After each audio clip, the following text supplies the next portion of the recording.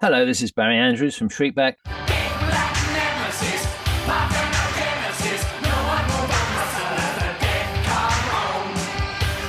And you're listening to the New Wave Music Podcast. You're tuned into the New Wave Music Podcast, your go-to destination for exclusive interviews, album reviews, and the latest music news. And now, here's your host, Steve. Well, welcome back to the New Wave Music Podcast. Now, before I begin this album review episode, I want to start off with a brief announcement. Now, every great scene needs a counterpoint, and the New Wave Music Podcast is no exception. If you're obsessed with music, love debating the hits and the hidden gems, and want to lend your voice as a reviewer, reach out at newwavemusicpodcast@yahoo.com or reach out via Facebook or Instagram at New Wave Music Podcast. Join us and you could become a key voice in the New Wave community. And with that being said, let's kick off this episode by giving a shout out to our listeners in Alexandria, Virginia. We really do appreciate you. We're going to be starting off with a review from the latest album from the Chameleons. And in case you need a refresher on who the Chameleons are, you may recall their song Up the Down Escalator.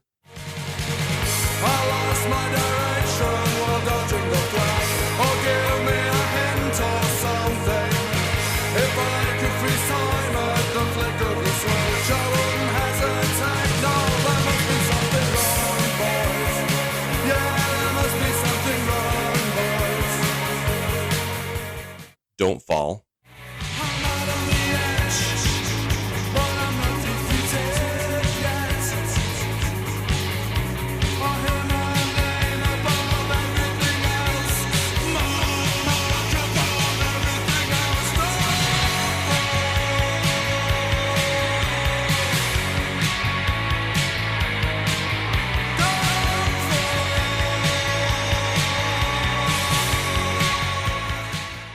And Second Skin.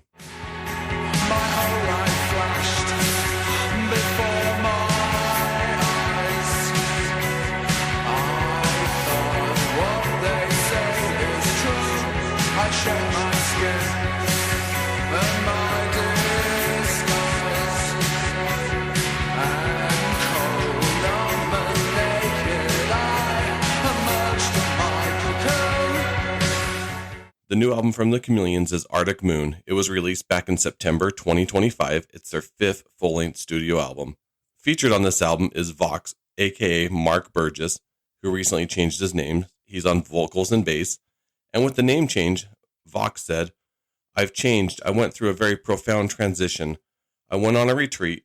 I saw stuff I've been carrying around and wanted to make a distinction between who I was and who I believe I am now." The word Vox is Latin, which means voice. Also on this album is Reg Smithies on guitar, Stephen Rice on guitar, Danny Ashbury on keyboards, Todd Dema on drums. And an interesting note I found on this was for the first time in their recording history, the band used a real orchestra strings selection that was arranged and performed by Pete Whitfield at the Real Strings in Manchester. This album was decades in the making, as you may know. Let's see if it was worth the wait. We're going to open up with the title track, Where Are You?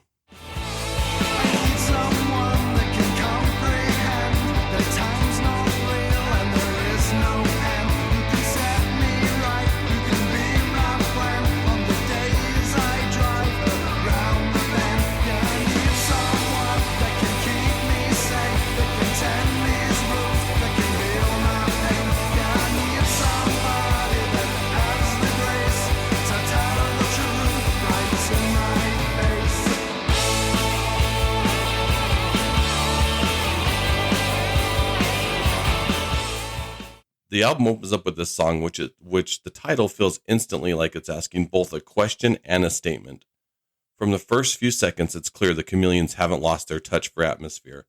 That signature sound, the chiming, echoey, laden guitars, is front and center. Vox's vocals enter with quite gravity, almost conversational at first, but soon edges into something that sounds like searching. His tone carries that familiar ache, the one that made Script for Bridges such a haunting debut. But this time it's more grounded. Age and reflection have replaced angst. When he sings, "Where are you?" it's not youthful yearning anymore. It's the call of someone who's lived through loss, disillusionment, and maybe even acceptance.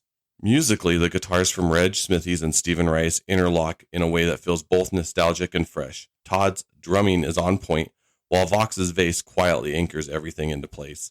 Lyrically, this song could be read on multiple levels. It might be about a lost relationship, a spiritual reckoning, or even a reflection on the band's long absence from the studio. As an opener, this song sets the tone perfectly for the album. It's introspective, cinematic, and emotionally raw. Let's move on to track number 2, Lady Strange.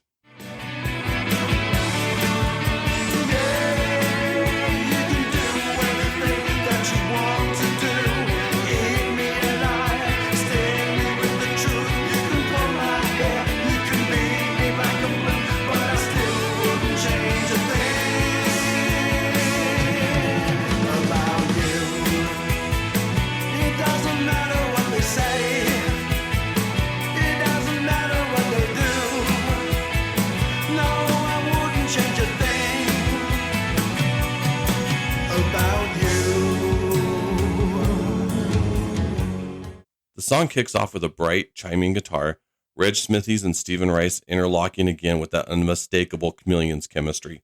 Todd's drumming is crisp and fluid.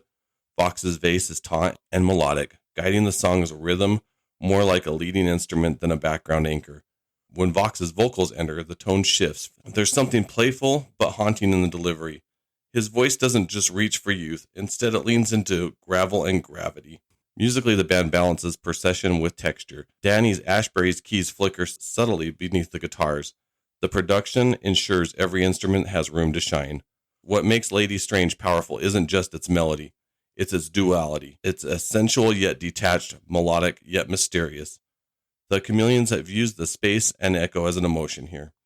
Turning the sound into a feeling, it's the kind of song that could live on both a late-night indie playlist and maybe a shrine to post-punk. This is one of the album highlights for me and highly recommend giving this song a listen. Let's check out track number 3, Feels Like the End of the World. I take a lungful of air, stretch my arms and say, as I gaze at the baby blue sky, well, it's not gonna rain today.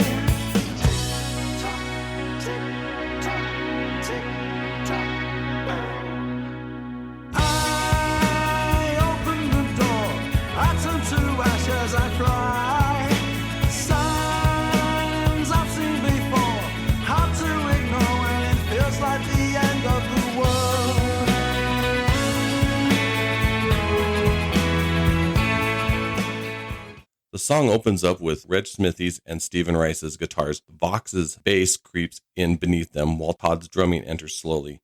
Vox's voice is weary and maybe a little bit reflective. He doesn't sing the song so much as more as he delivers it, like a message left behind when he opens with, "Imagine I open my eyes to greet a brand new day." To me, that just feels prolific, as he's describing not just an ending, but the realization that precedes it. There's a calm acceptance in his tone, the same kind of weathered wisdom that we've heard glimpses of in the album Strange Times, now maybe filtered through decades of distance and perspective. Musically, this track feels cinematic. Danny Ashbury's synths are subtle but amazing. Midway through, the guitars swell into an instrumental passage that's pure Chameleons, shimmering, hypnotic, and vast. As I listened to this song, I had a sense that the Chameleons are not chasing the past, but standing with it, reflecting on what remains. Another song I thoroughly enjoyed. And now let's check out track number 4, Free Me. She followed from afar, but only in her head. And when the sky caved in, he was not her thing. She was not his queen. The saddest thing I've ever seen.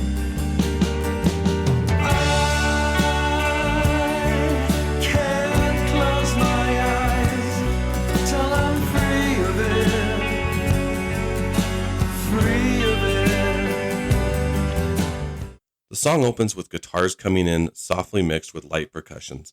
When Vox's voice enters, it cuts through with a worn sincerity that only comes from years of lived experiences. There's no posturing, no overreach, just raw humanity as he sings, "I cannot close my eyes until I'm free of it." You can hear both exhaustion and hope in his tone, the sense of a man not just wanting to escape something external, but something from within. Musically, the band lets the emotion dictate the pacing. The track builds gradually with each instrument rising just enough to create lift without ever overwhelming Vox's vocals. It's one of the shortest tracks on the album, but amazing nonetheless, and another one well worth checking out. Moving into track number 5, Magnolia. It's not obsession that defines my heart. I feel heavy for you right from the start. I love you. I know the score won't fool you. That's cruel. My soul is dead without you.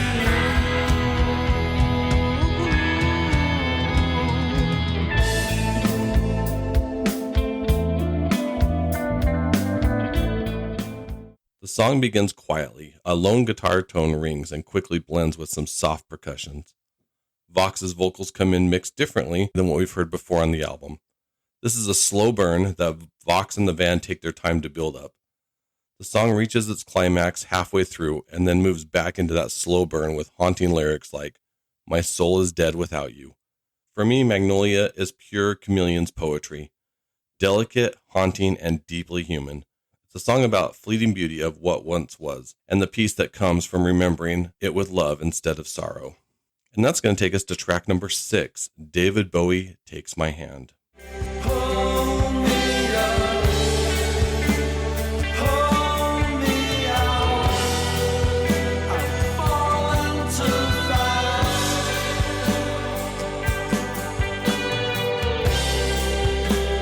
Pull me up, pull me out. I'm sinking too fast.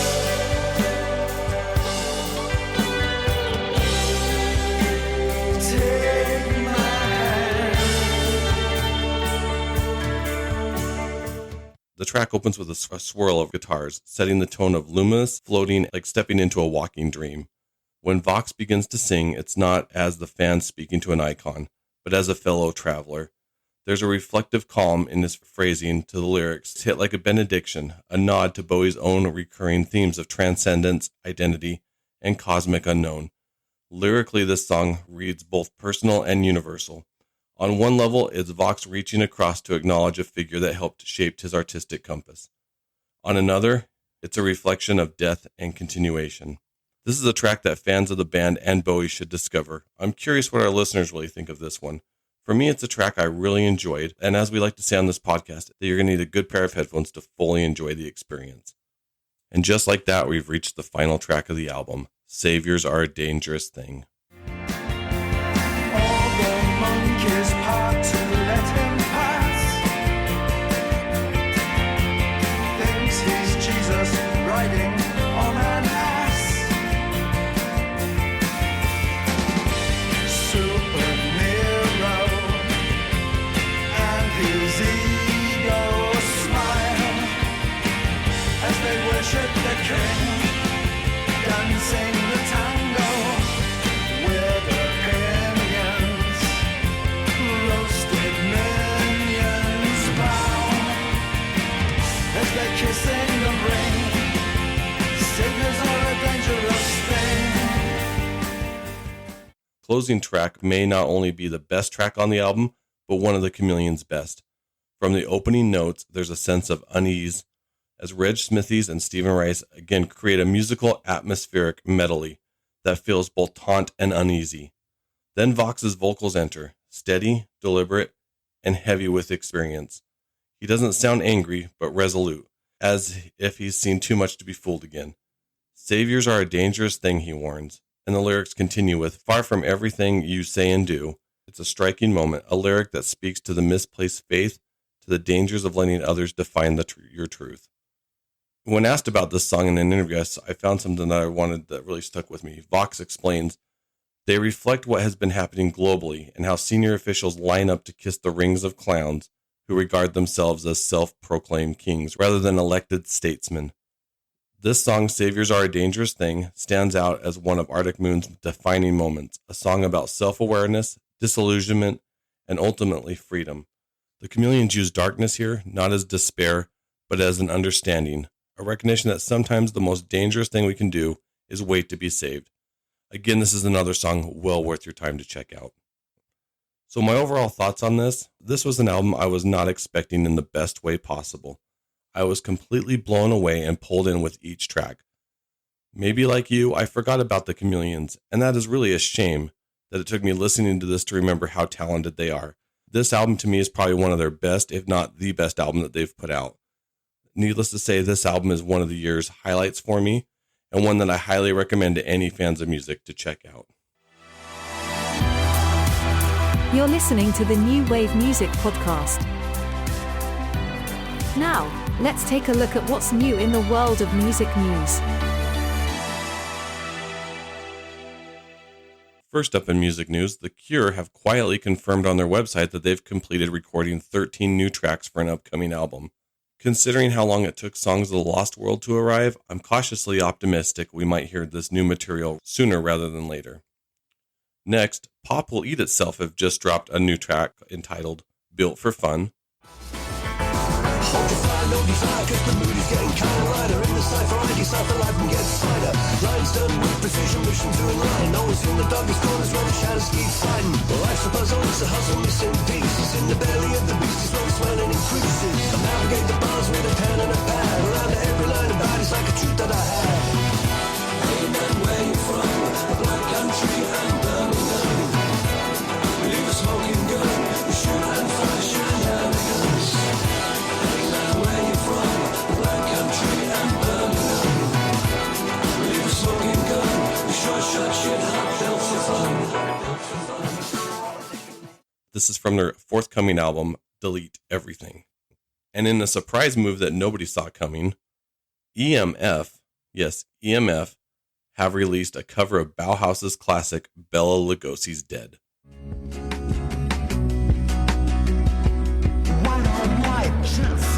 Black capes, back on the rack.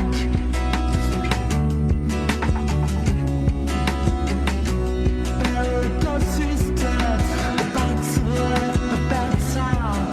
The victims have been black, red velvet lines. The black box. Lugosi's dead.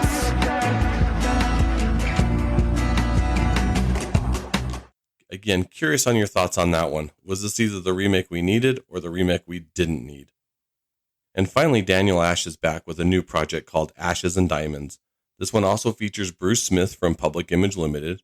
They've released a brand new single called On.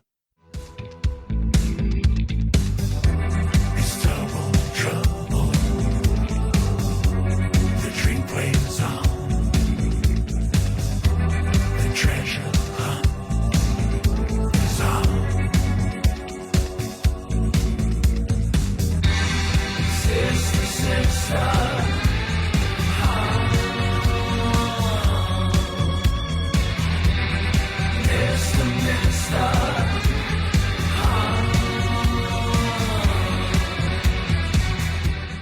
And that's going to be from the album Ashes and Diamonds Are Forever, which is set to drop October 31st, 2025.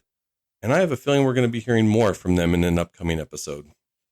All right, well, let's jump into our second album review of the episode. This one we're going to be reviewing the newest album from Peter Murphy. Peter Murphy, you no doubt recall, was a member of Bauhaus, who is behind such iconic songs as Bela Lugosi's Dead. Bela Lugosi's dead. The bats have left the bell tower. The victims have been bled. Red velvet lines. The black box.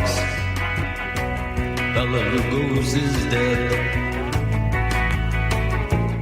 He also went on to have a great solo career with hits such as Cut You Up. You know the way it goes about. It takes you in and spits you out. Cut you up.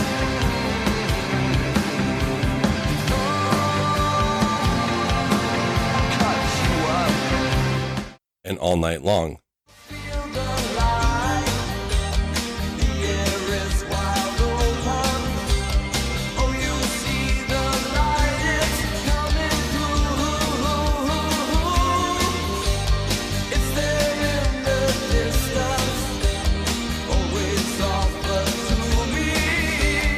After an 11-year hiatus, Peter Murphy is back with a brand new album, Silver Shade, which is his 10th studio album, and it was released back in May 2025.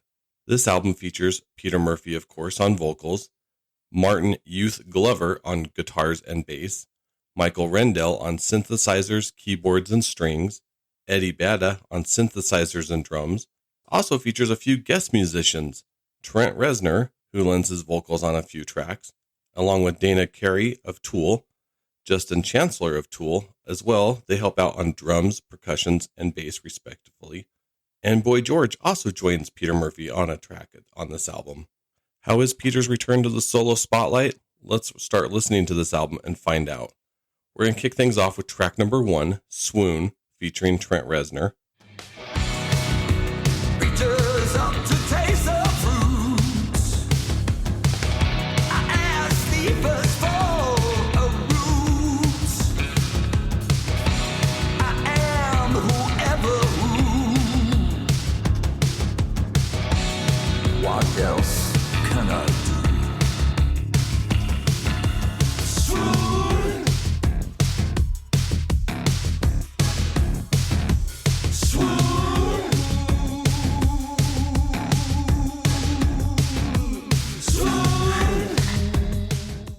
Swoon opens like a dark awakening. A low hum stirs, synths flicker like static before the full weight of the rhythm crashes in.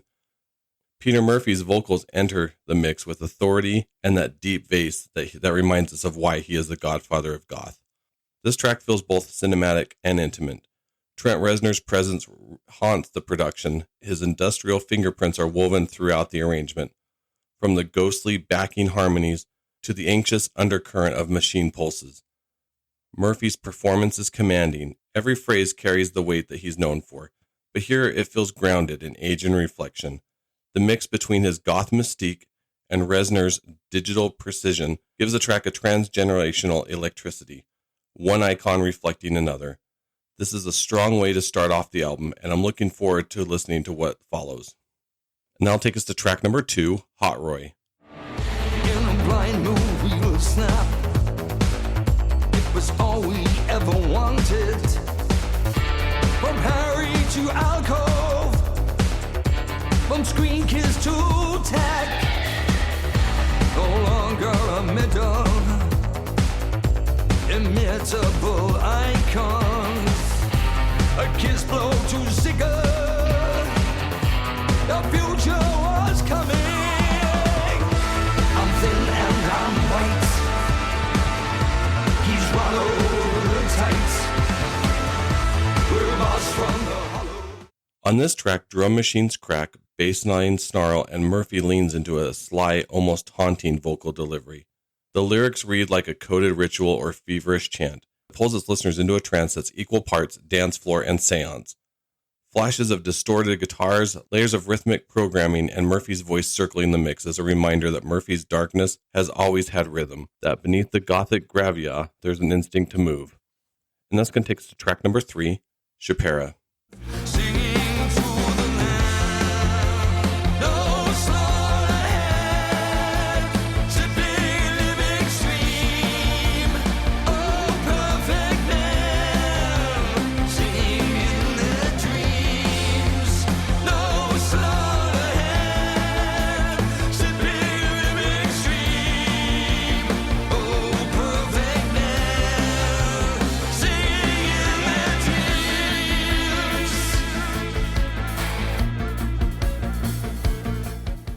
This one opens with layers of synth mixed with percussions and a bit of static guitars. Peter's iconic vocals come quickly into the mix, pulling you into this song. I did enjoy how this song built up to its chaotic chorus before falling back to do that steady synth tempo that started the song. I also did like on this song how everybody's musical sound kind of gets blended into one big tornado of sound. It's one that you really have to listen to experience. And that's going to take us to track number 4, Silver Shade. You got some secret or some lovely fake. You got me throwing dancers in your lake. You'll ask her down a crimson splendor cloak. Time to take a chance to jump and flow. Get flow like some silver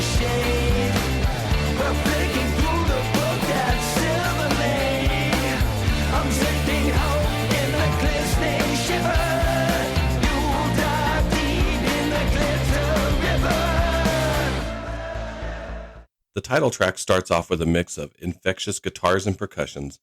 Murphy's voice arrives softly, almost fragile at first, before swelling into its full, majestic force. Lyrically, this song comes across as a eulogy to aging, reflection, and persistence. Silver may suggest wisdom and experience. The duality fits Murphy perfectly. He is both the torchbearer of the scene and living the myth, existing in both the shadow and the light. The song also captures the grace of an artist who has nothing left to prove, yet still strives for transcendence. It's one of his most emotionally performances in decades. It's elegant, timeless, and quietly devastating. It's a track I think that any fan of Peter's music will really appreciate. Let's move on to track number 5, The Art Room Wanderer. You're the fruit of your smart muggers, I say. The art room wonder. The art room wonder. The art room wonder.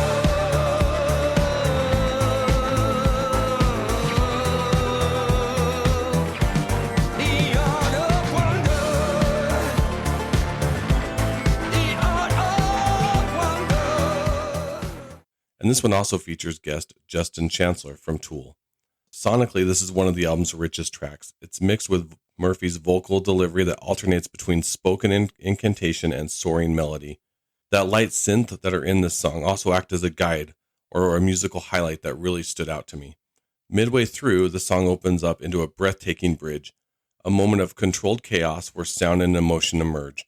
Murphy's vocals distort slightly, echoing through the layers of the sound as if he's momentarily lost in his own creation. And then with a quiet command, he brings it all back down. By the end of The Art Room Wanderer, you'll find it's hypnotic, introspective, and wholly unique. This is the album highlight for me for both Peter's vocals and the musicianship that's throughout this song.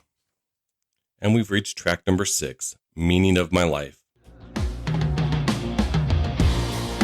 I want to tell you. I want to tell you. This is the meaning of my life.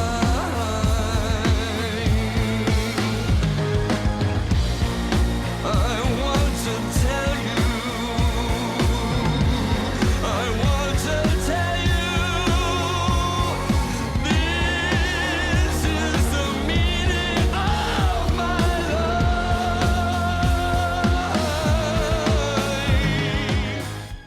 From the very first note, Peter Murphy sounds vulnerable. Not the commanding Gothic priest of old, but the withered old soul reflecting on everything he's built, lost, and carried.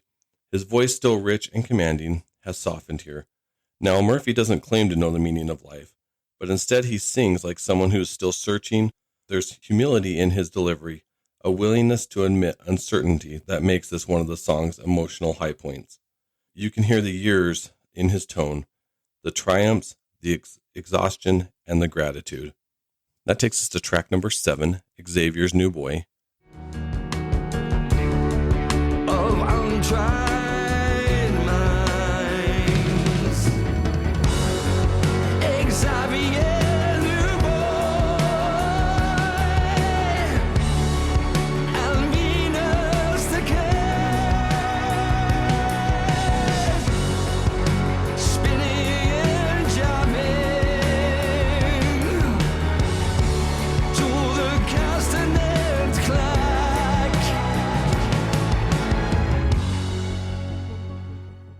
This song really acts like a palate cleanser. It starts out almost from nothing and slowly adding in various percussions, guitars, and Peter's crooning vocals. This one starts to sound hypnotic, kind of mixed with a slow heartbeat rhythm. Some soft keys and synths that continue to swirl in the background of Peter's vocals are also added into the mix. In fact, the highlight for me actually was the musicianship on this track. I was focused more on that. They really caused Peter's vocal delivery of the lyrics to become more like white noise. Now, this may upset some fans, but I really would have preferred this one as an instrumental version without Peter's vocals, as I really feel they were a distraction on this track. Moving on to track number 8, Conchita is Lame. Conchita is lame, her limb love the wishes, swing through town, her driving longing, swamp and surround. Conchita is name. Swoop and swirl. Swoop and swirl. Conchita. I'm happy to say the album does get back on track with this one. Peter's vocal delivery is back to his signature spoken singing and swooning.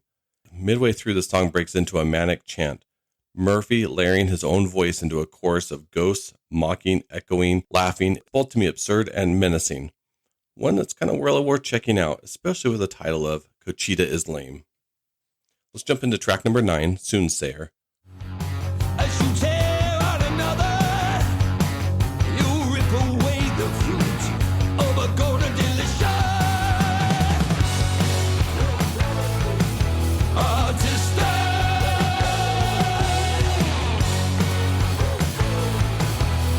Never walk away from a gift to say.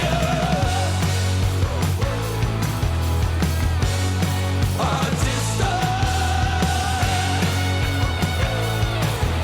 Never turn your back on a gift to say.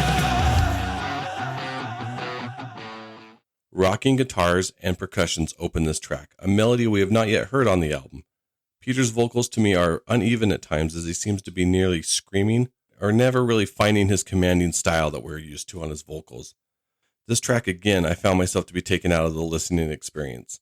Sonically and vocally, this song just did not fit. It fell flat and did not work. Let's jump into track number 10, Time Waits. And time waits for no man. You heard of a secret one.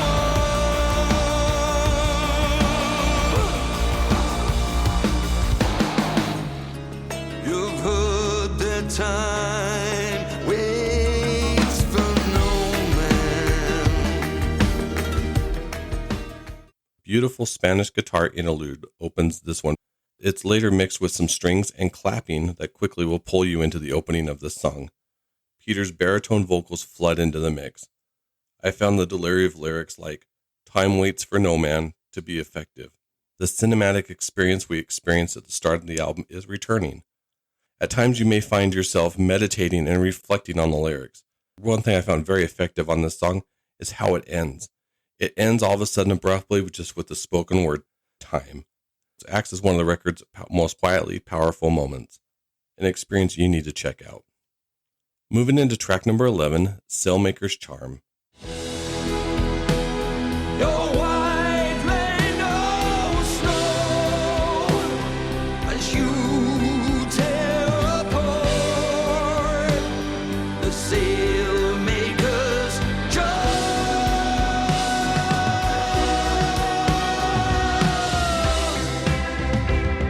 The colors and the moves, your puppetry show. Your hands have been painted.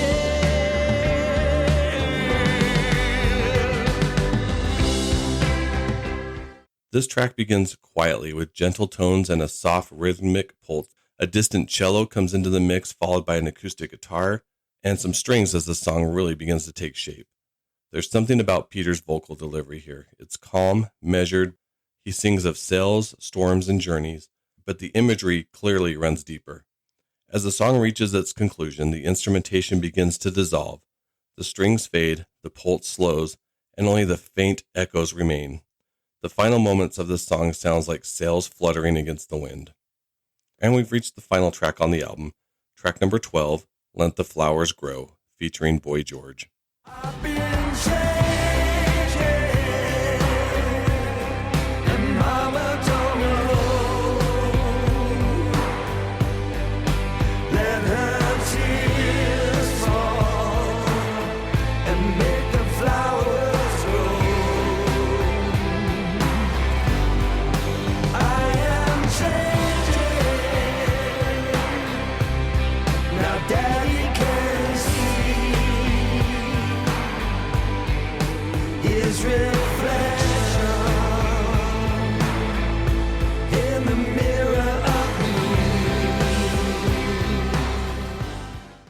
This closing duet with Boy George is nothing short of sublime. Their vocals, one dark, carnivorous, and the other bright and soulful, intertwine with grace, creating a dialogue between two survivors of the 80s who's both endured, evolved, and found peace in their artistry. The arrangement is dreamy. There's lush synths, gentle percussions, and a melody that feels like it's a farewell hymn. Murphy and George sound like old friends sharing wisdom through a song. It's a moment of reconciliation and warmth that closes out the album, not with darkness, but with acceptance and quiet hope.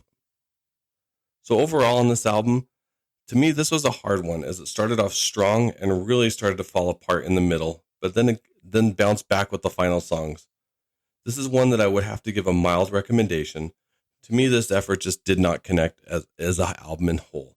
I don't feel that there's anything worth buying the entire album for. I would recommend streaming or purchasing the strong songs from the album and possibly forgetting the rest. But as always, that's just my thoughts. I'm really curious on your thoughts as well. Please share them with me. You can do so through our email, newwavemusicpodcast@yahoo.com, through our social medias at New Wave Music Podcast. And looking ahead to our next episode, I'm going to be joined by a special guest. They're going to be helping me review the new albums from the Blow Monkeys and Talking Heads' David Byrne. So it's going to be an episode you do not want to miss.